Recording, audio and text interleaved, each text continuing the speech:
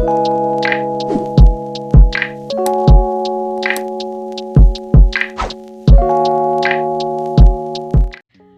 morning. Welcome back to my channel. It's me, Kiera. I'm going to be sharing with you some tips on living a gluten-free life so that while you're on this journey, it could be a little bit easier for you. Because while it hasn't been that easy, it has been rewarding. But before I get into all of that, let me share with you some of my favorite products that are gluten-free. Maybe if you're celiac or if you have a really bad gluten allergy, these are really great tips for you. So when it comes to body washes, there are specific chemical names that you will have to look for. I am going to insert them right here. I personally like to use Native. Why do I use Native? Because it's one of the cleaner brands to use when it comes to body washes. Right now I have the sea salt and cedar. This one smells really good.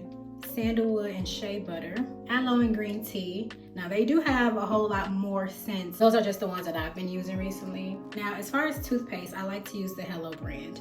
This is their activated charcoal toothpaste. And then, child, we got some Good Chemistry. Now you can find this at Target. Good Chemistry is known to just have clean ingredients. This one does not have any gluten containing ingredients. So this would be really good for the person that's really allergic to gluten or who's just trying to lighten their chemical load. Okay. If you are on a gluten-free journey for the health benefits, that's one thing. But I do have some subscribers that may have celiac disease or may be really gluten sensitive. And so that is why I provide this type of content. I like to be inclusive to them so that they can find some information that is useful and to kind of have, some type of example of how I live my life or how other people may live their lives as someone who tries to avoid gluten at all costs. Now, I do not have celiac disease. I was tested for it, but it came back negative, thank God. But I do try to avoid it as best I can because I do like the fact that I'm on a detoxification process as well. Years of consuming gluten, not knowing that I was intolerant to it, obviously it does some damage. So I am allowing my body some time to detox itself from too much gluten. So for me, a lot of times that means I am looking at skincare and I am looking at, ingredient lists because I want to give my body that opportunity. So if that is you, then of course this is really good information for you. Especially if you have been noticing that your skin is just not quite right. Maybe it's rashy, maybe it's extra textured, maybe you have some redness. A lot of times we don't recognize that skin issues are signs that there are issues within the gut. And for me, being intolerant to gluten means that my skin showed it. And it's just the skin's way of just releasing waste and toxins that is kind of just overpopulating within the body because we don't know that either we're consuming something that we're intolerant to or we're putting it on our skin from our skincare, our makeup, our toothpaste, just as I've showed you. So yes, this is information that you want to write down. And then moving on to one of my other tips is trying to use more wholesome ingredients. And what I mean by that is buying packaged foods, which sometimes I still do, but buying packaged foods means that there's a lot more contents and ingredients within it. And if you are unsure, the best way to go is to use whole ingredients. And that just means potatoes, right? That's not something that's packaged. When you buy a potato, the only ingredient is the potato. When you buy vegetables, the only ingredient is that vegetable. So trying to stay away from boxed items and bagged, prepackaged items is key. Okay, so another way to avoid gluten is to buy whole flours whenever you're baking or trying to make like pancakes or waffles or something like that. This right here, child, is sweet potato flour. And I buy this from a company called Hearthy. If you want to check them out, I'm going to put some information right here for you because I do actually like their products. When I first started this journey, I looked all over for gluten-free flours, and I did find this website. You could use banana flour, you could use whatever flours you want to use. I'm just making me some little donut holes, and it's just so simple, so quick, so useful, and of course gluten-free. So go ahead and check them out. Another fantastic tip that I have is to always pray about whatever it is that you're going through, because people truly underestimate the power of prayer. And my content would not be authentic if I didn't bring up the spiritual part of this journey. Asking for clarity, asking for guidance, asking for discernment, asking for truth, asking for revelation. Because like I've always talked about, I have lost weight many times before. But when I started to include God on this journey, it totally changed the way that I honored my body, that I walked with Christ. It changed my vision of food. So even the foods that I used to eat before, heavily saturated, extra sugary, now when I look at those plates, I don't see them the same. So this is why prayer is so important, because it's hard to do that because you're just always fighting temptation. You're fighting temptation, you're fighting temptation. But when you go with God, it's no longer a temptation for you. You look at it in disgust because that's truly what it is. So ask for that, okay? Don't leave God out the details. And also, I think a lot of times people forget that when you start to seek God, when you really commit to finding out who He is, to really knowing His heart, being after His heart, everything else that you've been praying for or asking for or been struggling through, all of those things will come once you truly start to seek God.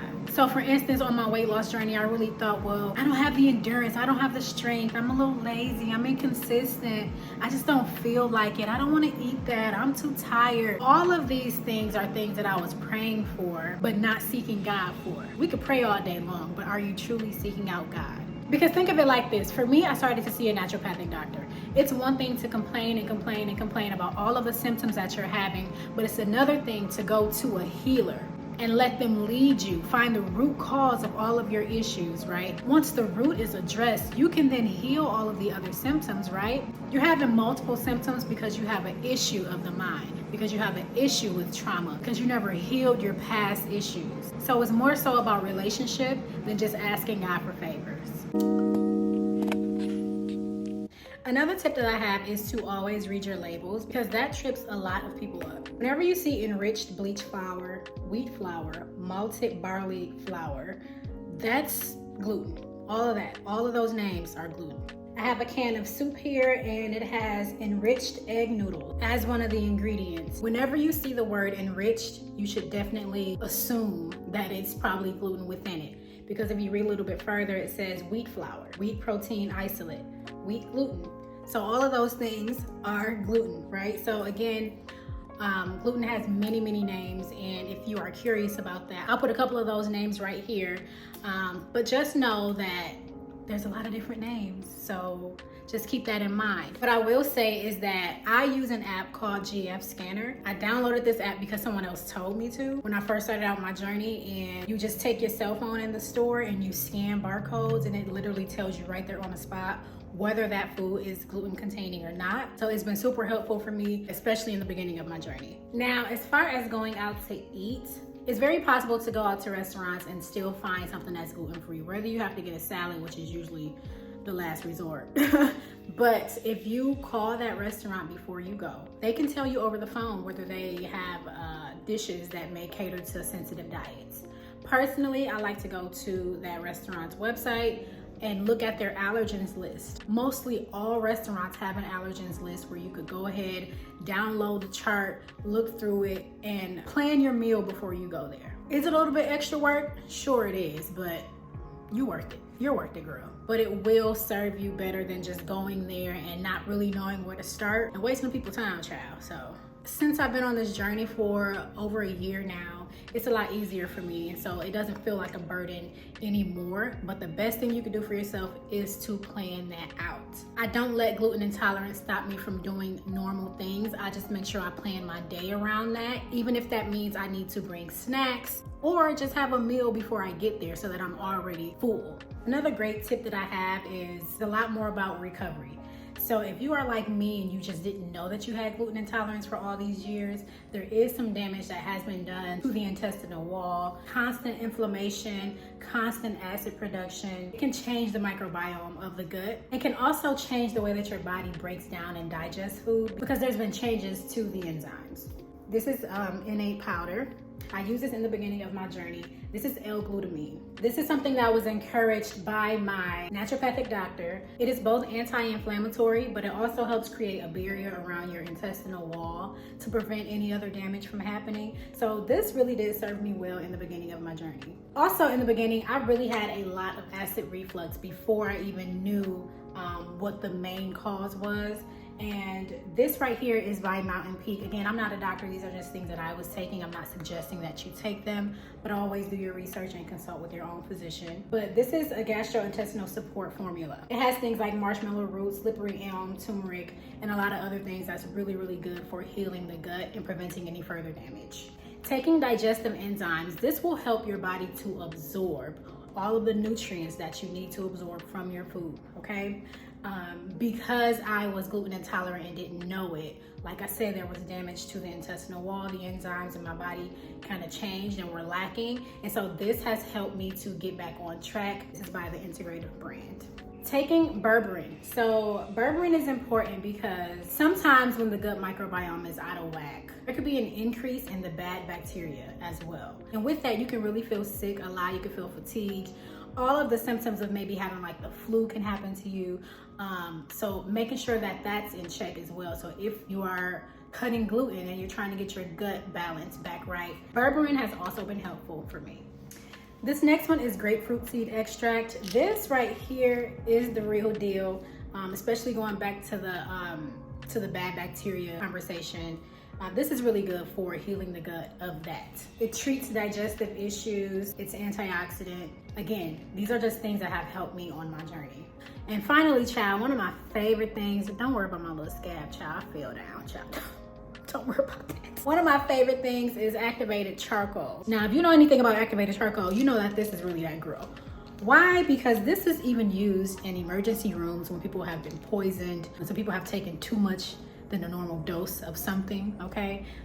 They pump your stomach with activated charcoal because what it does is it binds itself to toxins and then it releases itself, right? So activated charcoal is really, really good because if you are, again, cutting something out of your diet, sugar specifically, gluten specifically, dairy specifically, those bad bacteria start to die off. And when they start to die off, they release these toxic gases. Those toxic gases can make you feel very, very sick. If you take activated charcoal while that is happening, it can kind of lessen those withdrawal symptoms that you may be having. This has been a key product for me. These are all natural things that are naturally existing in the world. So for me, they have been pretty safe to take, and I am a sensitive person, so a lot of things I cannot take, but I have not had any issues with taking any of these items. But I really did want to stress the fact that you absolutely have to have a plan for healing after you cut out the gluten, after you cut out the dairy, after you cut out the sugar, because the body will start to change, the gut will start to change. The environment within the gut is going to be rebalancing itself, and it may need a little bit of your help. So do your research, talk to your doctor, don't just take my word for it. Go ahead and you take those first steps for yourself. I'm just here to hopefully help you and inspire you and show you that there is a way to get out of that dark place that you're in. Having gut health issues can really mean that you are suffering from anxiety and depression, amongst a bunch of other things. Just dealing with the body not being well is enough in and of itself, right? So having to take on all of the extra stuff, it's really, really hard. And I just remember being in a very, very dark place behind that. And I don't want that for anybody. Like, it was not easy to deal with. I'm glad I went through it though, because had I not, I wouldn't be able to talk about this and share it with you guys and testify about how God brought me out of that. So thank you so much for watching this video. I hope that you love it. Make sure that you like, comment, subscribe, turn on your notification bell so that you are aware of the next time I drop a video. Bye.